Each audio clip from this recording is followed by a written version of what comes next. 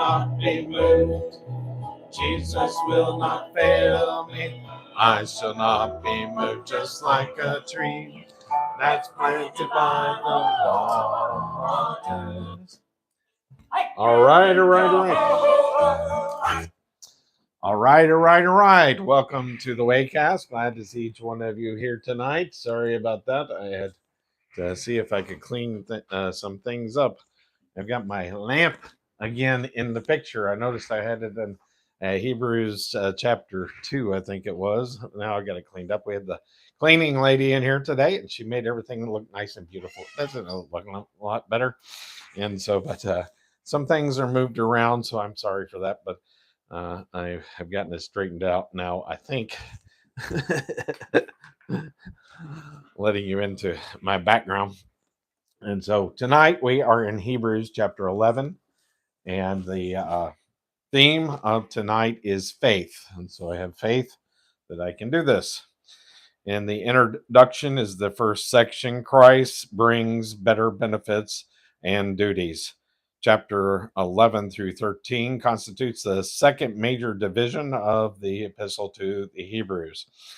Up to this point, the epistle was largely dealt with that which is doctrinal, but uh, uh, we are now coming to that which is very practical. We begin with the chapter that is often called the faith chapter, and that is a very interesting because the average person does not think that faith is a very practical sort of thing. We will find that it is. Chapter 11 is also called to many the catalog of the heroes of faith. I want to look at this chapter from the viewpoint of faith. What faith has done in the lives of men and women in all ages, under all circumstances, from the very gate of the Garden of Eden down to the present moment. This chapter illustrates this for me, you and me. These people are witnesses who encourage us to live by faith. It is so easy to make the Christian life a series of rules. One of the reasons that so many people like to get under the Sermon on the Mount or the Ten Commandments is because men love rules and regulations. It seems so simple and easy to obey rules. Whenever I drive to a new location, I always ask the individual to tell me how to get there. This is before GPS. I'm reading through the Bible by J. Vernon McGee. But now I just plug in GPS and it makes it easy. Of course, it tells me every step of the way to go. And so I guess I am following their directions. The interesting thing is if you listen to the radio program, Dr. J. Vernon McGee is suffering from pancreatitis, and he is that you can tell he doesn't feel well.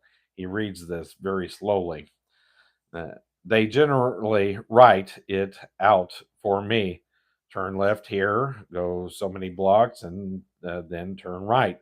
I like it that way because it is easy to follow. Life is like that for a great many folk. They want to follow a neat set of rules but in this chapter, we are going to find people who went an altogether different route. They walked by faith. That is the way God wants us to walk today. We will also see in this chapter that unbelief is uh, is the worst sin anyone can commit. God has a remedy for every sin, but the state of unbelief. This does not mean that there is an unpardonable sin.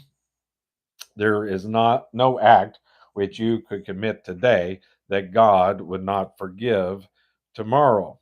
But if you continue in a state of unbelief, God has no remedy for that at all. And that concludes that section. Now we're going to move on to the next section. Where's my button? I don't see my button. Hiding on.